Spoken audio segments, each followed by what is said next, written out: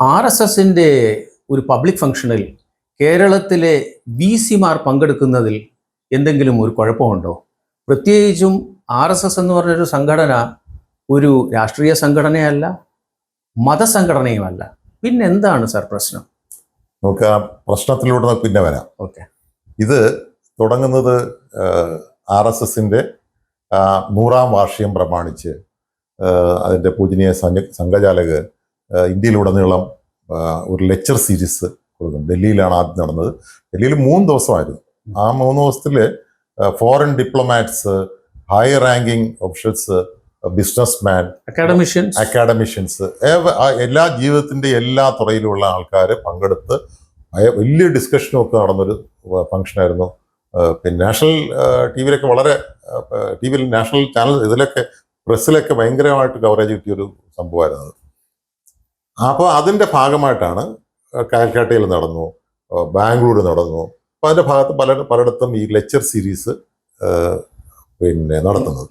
ഈ ലെക്ചർ സീരീസിൽ അദ്ദേഹം പറയുന്നത് വാട്ട് ഈസ് RSS, എന്താണ് RSS കൊണ്ട് ഉദ്ദേശിക്കുന്നത്. അപ്പോൾ പ്രത്യേകിച്ച് അത് വേണ്ടി വന്നതിൻ്റെ കാരണം ഈ RSSനെ കുറിച്ച് ഇങ്ങനെ ഒരു തൊട്ടുകൂടാൻ പാടില്ലാത്ത ഒരു സംഘടനയാണെന്ന രീതിയിലാണല്ലോ ഇവിടുത്തെ മീഡിയയും അതെ പ്രതിപക്ഷവും ഭരണപക്ഷവും അതല്ല ഇവിടുത്തെ കേരളത്തിലെ ഭരണപക്ഷവും, അതായത് കോൺഗ്രസ്, കമ്മ്യൂണിസ്റ്റുകാരെല്ലാം തന്നെ ഇങ്ങനെ ഒരു പക്ഷെ അവർക്കൊന്നും തന്നെ പിന്നെ മദനിയുമായിട്ട് കൂട്ടുകൂടാനോ പിന്നെ അല്ലെങ്കിൽ പിന്നെ ഇയാളുമായിട്ട് കാന്തപുരത്തിന്റെ റാലിയിൽ പങ്കെടുക്കാനോ, പാണക്കാട് തങ്ങളുടെ വീട്ടിൽ കോൺസ്റ്റന്റ് ആയിട്ട് സ്ഥിരമായിട്ട് സന്ദീപ് വാര്യർ ഇത് കഴിഞ്ഞ ശേഷം നേരെ പോയത് പാണക്കാടല്ലേ, ആസിഫ് പിന്നെ എന്താ കുടുംബത്തിലോട്ട് പോകുന്ന പോലെ. അപ്പൊ അത് അവര് കുടുംബമായിട്ട് കണക്കാക്കുന്ന ജമാഅത്തെ ഇസ്ലാമി എന്താ പറയണത്? ജമാഅത്തെ ഇസ്ലാമി ഇത് അല്ല, നമ്മുടെ മുസ്ലിം രാഷ്ട്രമാക്കണം എന്നാണ് അവരുടെ ഇതിൽ വയലായി തന്നെ പറഞ്ഞിട്ടുള്ളത്. അവരുമായിട്ട് അവർക്ക് കൂട്ടുകെട്ടുണ്ട്.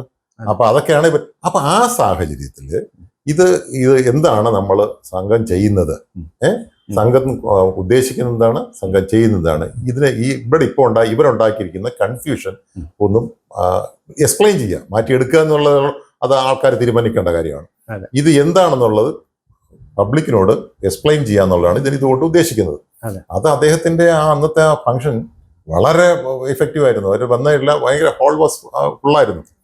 നല്ല ചോദ്യമല്ല, എൻ്റെ ആദ്യത്തെ 1.5 മണിക്കൂറുള്ള പ്രഭാഷണം വളരെ കാര്യമായിട്ട് എല്ലാ കാര്യങ്ങളും എന്താണ് RSS എന്നും നിങ്ങൾ RSSലോട്ട് നിങ്ങൾ RSS ആകാനെന്നും അദ്ദേഹം ആരെയും ഉദ്ബോധിപ്പിച്ചില്ല. നിങ്ങൾ വരൂ വന്ന് നോക്കൂ എന്താണെന്ന് പറയുന്നത്. പരമവൈഭവം, ഭാരതത്തിന്റെ പരമവൈഭവം, അതാണ് അൾട്ടിമേറ്റ് ആയിട്ട് RSSന്റെ ഫംഗ്ഷൻ. ഇതാണ് അദ്ദേഹം അവിടെ പറഞ്ഞത്. ഇതിന് സമൂഹത്തിലെ എല്ലാ ആൾക്കാരും വന്നിട്ടുണ്ടായിരുന്നു. അതുകൂടാതെ തന്നെ സാർ, നമ്മുടെ ഇവിടത്തെ VC-മാർക്ക് പ്രശ്നമുള്ളോ അതോ മറ്റ് സംസ്ഥാനങ്ങളിലെ VC-മാർക്ക് പ്രശ്നമൊന്നുമില്ലയോ? അതൊന്നുമില്ല, അവിടത്തെ ഉള്ള പ്രശ്നങ്ങളൊന്നുമില്ല. അവിടെ ഡൽഹിയിലെ ഫംഗ്ഷന് പ്രൊഫസർ മസർ അസീഫ് എന്ന് പറഞ്ഞ ജാമിയ മില ഇസ്ലാമിയ യൂണിവേഴ്സിറ്റിയിലുള്ള വൈസ് ചാൻസലർ പങ്കെടുത്താണ്. അവിടത്തേക്ക് എല്ലാ അക്കാഡമിഷ്യൻസും പല പ്രൊഫസേഴ്സും. എന്തിനും ഈ പ്രൊഫസർ നമ്മുടെ RSSന്റെ ജോഷിയും അവരൊക്കെ തന്നെ പ്രൊഫസേഴ്സ് ആയിരുന്നില്ലേ? എന്തിന് സംഘത്തിന്റെ സംഘചാലക ഗുരുജി പ്രൊഫസർ ആയിരുന്നില്ലേ? അപ്പൊ എല്ലാം തന്നെ അക്കാഡമിഷ്യൻസ് ആണ്. പിന്നെ ഇവരെ സംബന്ധിച്ചാൽ ഇവർക്ക് ഇതൊന്ന് ചുമ്മാ നടന്നിട്ട് എന്താണ് നമ്മുടെ ഡയറിയും കഷത്ത് വെച്ച് നടക്കുന്നവർ മാത്രമേ അവരുടെ ചിന്താ മണ്ഡലത്തിൽ വരുന്നത് മാത്രമേ ഇവർക്ക് വരുന്നുള്ളൂ. ഇത് ഒരു വലിയ കൂട്ടം പ്രൊഫഷണൽസും പിന്നെ അക്കാഡമിഷ്യൻസും കൂടെ ചിന്തിക്കുന്ന ഒരു സംഘടനയാണ് ഈ സംഘടന. അത് കൂടാതെ തന്നെ ഈ വിഷയത്തിൽ ഈ സങ്കടവും അല്ലെങ്കിൽ അതിനുള്ള ഇതും പ്രകടിപ്പിച്ചിരിക്കുന്നതിൽ നമ്മുടെ മുഖ്യമന്ത്രി, അതുകൂടാതെ പ്രതിപക്ഷ നേതാവ്, അതുകൂടാതെ ആഭ്യന്തരമന്ത്രി രമേശ് ചെന്നിത്തല, അതും കൂടാതെ നമ്മുടെ ഉന്നത വിദ്യാഭ്യാസ മന്ത്രി റോജി എം ജോൺ. അതൊരു ഫിയർ സൈക്കോസിസ് ആണ്. അതായത് അവർക്കൊരു ഭീതിയുണ്ട്. കാരണം അവരിതുവരെ പറഞ്ഞു വച്ചിരിക്കുന്നത് ഇത് ഒരു വലിയ ഭീകര വസ്തുവായിട്ടും പിന്നെ ഒക്കെയല്ലേ ഒരു നറേറ്റീവ് ഉണ്ടാക്കിയ ആൾക്കാർ മുമ്പിൽ കൊടുത്തിരിക്കുന്നത്. അത് മാറിക്കഴിഞ്ഞാൽ ഇവരുടെ പൂച്ചു പൊളിഞ്ഞില്ലേ?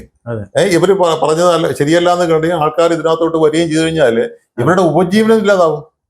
ഇവര് ആൾക്കാരെ നമ്മുടെ ജനങ്ങളെ പറ്റിച്ചല്ലേ ഇവര് ജീവിക്കുന്നത്. അതെ. അപ്പൊ അത് അവർക്ക് കറക്റ്റ് നറേറ്റീവ്സ് ആണ് പിന്നെ RSS കൊടുക്കുന്നത്.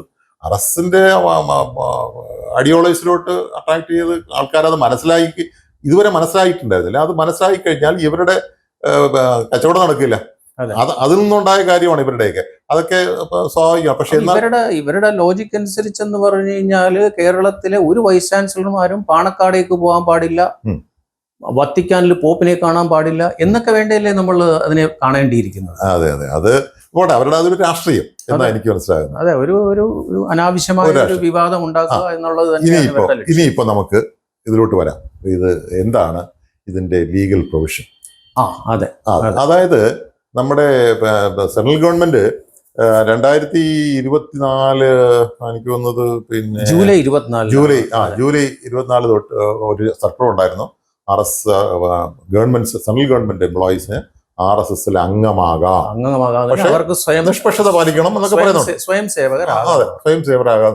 കാരണം ഇതൊരു രാഷ്ട്രീയ പ്രസ്ഥാനമല്ല, ഇതൊരു ലോകത്തെ ഏറ്റവും വലിയ ഒരു NGO ആണ്, നോൺ ഗവൺമെന്റൽ ഓർഗനൈസേഷനാണ്. സമൂഹത്തിന് വേണ്ടി നല്ലത് മാത്രം ചെയ്യുന്ന, ഈ ഊണിലും ഉറക്കത്തിലും ഭാരതത്തിന്റെ ഉന്നതിക്ക് വേണ്ടി മാത്രം പിന്നെ ചിന്തിക്കുന്ന സ്വയം സേവകർ.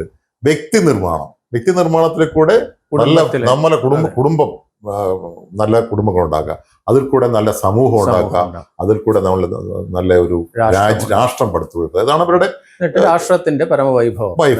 അതാണ് ഇതിന്റെ RSSന്റെ അൾട്ടിമേറ്റ് ആയിട്ടുള്ള എയിം.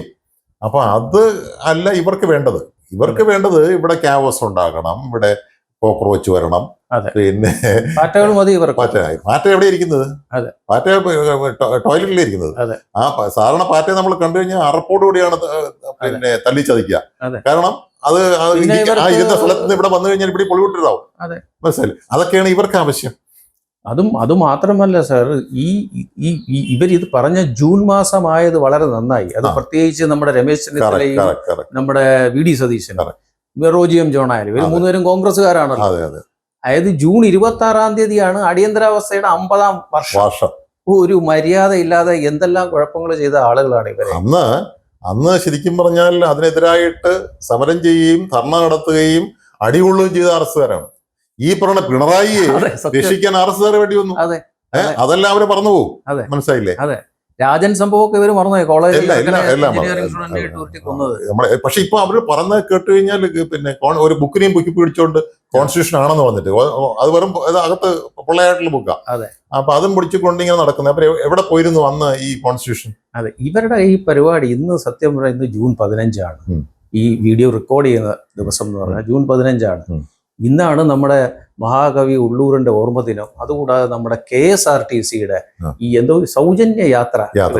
ഇതിനിടയിലൊക്കെ ഇവർ ഈ അനാവശ്യ വിവാദങ്ങളൊക്കെ കൊണ്ടുവരുന്നത് അത് അവരുടെ പിന്നെ എന്താണ് ബൗദ്ധികമായ ദാരിദ്ര്യം തന്നെയാണ് എന്ന് നമുക്ക് പറയാം. പിന്നെ അപ്പൊ നമ്മൾ പറഞ്ഞു വന്നത് സെൻട്രൽ ഗവൺമെന്റ് എംപ്ലോയീസിന് RSSന്റെ മെമ്പർ ആകാം. ഇനി കേരളത്തിലോട്ട് വന്നു കഴിഞ്ഞാൽ മറ്റേ സ്റ്റേറ്റ് ഗവൺമെന്റ്, ഓരോ സ്റ്റേറ്റ് ഗവൺമെന്റിന്റെയും സർവീസ് റൂൾസ് ഉണ്ടല്ലോ. നമ്മുടെ സർവീസ് റൂൾസ് ഒക്കെ ഗവേൺ ചെയ്യുന്നത് എംപ്ലോയീസ് എന്താണ് Kerala government servants conduct rules 1960 അതില് റൂൾ 67 ഞാനൊന്ന് വായിക്കാം. No government servant shall be a member of or be otherwise associated with any political party or any organization which takes part in politics, nor shall he take part in subscribe and of or assist in any other manner any political movement or activity. ഇതിൽ എവിടെയാണ് ഇത് RSS fit ആവുന്നത്? അപ്പൊ അവിടെ ഒരു ചട്ടലംഘനം ഇല്ല എന്ന് മാത്രമല്ല, സർവീസിലിരിക്കുന്ന എത്ര പേർ ഗവൺമെന്റ് ഉദ്യോഗസ്ഥർ കോൺഗ്രസിൽ അംഗത്വവും അതുപോലെ മാർക്സിസ്റ്റ് പാർട്ടിയുടെ അംഗത്വം എടുത്തിട്ടുള്ളവരൊന്നും കൂടെ പോലീസിലുള്ള ആൾക്കാർ പിന്നെ പാർട്ടി അംഗത്വമുണ്ട്. AK ആന്റണി ചെയ്ത ഏറ്റവും വലിയ പിന്നെ ദ്രോഹം പിന്നെ ഫോഴ്സിനെ ട്രേഡ് യൂണിയൻ റൈറ്റ്സ് കൊടുത്തതാണ്.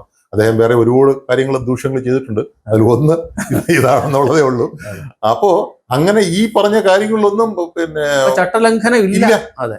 ഇല്ലാതെ കണ്ടിട്ട് ഒരു മനുഷ്യൻ ഒരാളിനെ പ്രസംഗം കേൾക്കാൻ പോകുന്നത് പിന്നെ അയാളുടെ ഫണ്ടമെന്റൽ റൈറ്റ് അല്ലേ? അതെ, അപ്പൊ കേന്ദ്ര ഗവൺമെന്റിന്റെയോ സംസ്ഥാന സർക്കാരിന്റെയോ യാതൊരുവിധ ചട്ടലംഘനവും ഇല്ലാത്ത നിയമപരമായിട്ടുള്ള, പിന്നെ അതുകൂടാതെ ഇവരെല്ലാം പൊക്കിപ്പിടിക്കുന്ന ഒരു സാധനമുണ്ടല്ലോ, ചുമന്ന അവർ ബുക്ക് കോൺസ്റ്റിറ്റ്യൂഷൻ, അതിന്റെ എന്തെങ്കിലും വയലേഷൻ ഉണ്ടോ? ഇല്ല. ഇല്ല. അതിലെവിടെ കോൺസ്റ്റിറ്റ്യൂഷൻ എവിടെയാ പറഞ്ഞിരിക്കുന്നത്? അതെ. അപ്പൊ കോൺസ്റ്റിറ്റ്യൂഷണൽ വയലേഷൻ ഇല്ല, ചട്ടലംഘനങ്ങളില്ല, ഒന്നുമില്ല. ഇത് ഇറക്കിയ ഒരു നനഞ്ഞ പടക്കം. ഗാന്ധിജിയെ വെടിവെച്ച് വന്നു കഴിഞ്ഞപ്പോഴത്തേക്ക് അത് സിറ്റുവേഷൻ മുതലാക്കി നെഹ്റുവും കൂട്ടാരും കൂടെ നമ്മുടെ ഇവരുടെ പുറത്ത് വെച്ചു, RSകാരുടെ പുറത്ത് വെച്ചിട്ട് അവര് നിരോധിക്കുകയൊക്കെ ചെയ്തു. പക്ഷെ അത് കഴിഞ്ഞപ്പോൾ അവർക്ക് മനസ്സിലാക്കി ആ നിരോധനത്തിലും ആ ഓലപ്പാമ്പിലൊന്നും ഈ ഓർഗനൈസേഷൻ വാടിപ്പോവില്ല എന്ന് കണ്ടിട്ട് അവരുടെ പ്രവർത്തനങ്ങൾ കണ്ടിട്ട് അവരെ തിരിച്ച് നിരോധനം മാറ്റിയത് മാത്രമല്ല, എനിക്കൊന്ന് ഒരു 1963 62 എങ്ങാണ്ട് ഇൻഡിപെൻഡൻസ് റിപ്പബ്ലിക് പരേഡിന് RSSന്റെ ഒരു മാർച്ച് പാസ്റ്റിന് RSSന്റെ ഒരു ബറ്റാലിയൻ ഉണ്ടായിരുന്നു എന്നാണ് ഞാൻ കേട്ടിട്ടുള്ളത്. അതെ, ഇവര് ഒരു അനാവശ്യമായിട്ടുള്ള വിവാദങ്ങൾ, ആളുകളെ തെറ്റിദ്ധരിപ്പിക്കുകയും, ഇവർക്കെല്ലാം ഇവരുടെ ഭയം, അതാണ് ഇതിൽ നിന്നെല്ലാം വ്യക്തമാകുന്നത്. തീർച്ചയായിട്ടും. നാട്ടിൽ ഒരു ഓർഗനൈസേഷനും കുഴപ്പമില്ല. ഈ ജമായത്ത് ഇസ്ലാമി, PDP, SDPI ഇങ്ങനെയുള്ള ഒന്നിനും ഒരു RSSന് മാത്രം അതിനെതിരെ മാത്രം ഇങ്ങനെ കാണിക്കുന്ന ഇവരുടെ ഈ സാറ് പറഞ്ഞ പോലെ ബൗദ്ധിക നിലവാരമില്ലായ്മ, ഭൗതികമായ പാപ്പരത്വമാണ് എന്ന് മാത്രമേ എനിക്കിതിനകത്ത് കാണാൻ കഴിയുന്നുള്ളൂ. ഇതൊന്നും തന്നെ ഈ സംഘടനയെ അഫക്ട് ചെയ്യാൻ ഇല്ല. അവരെ ഒരു യജ്ഞത്തിലാണ്, അവരവരുടെ യജ്ഞം നിരന്തരമായി അനുസ്യൂതം നടന്നുകൊണ്ടിരിക്കും. തീർച്ചയായിട്ടും.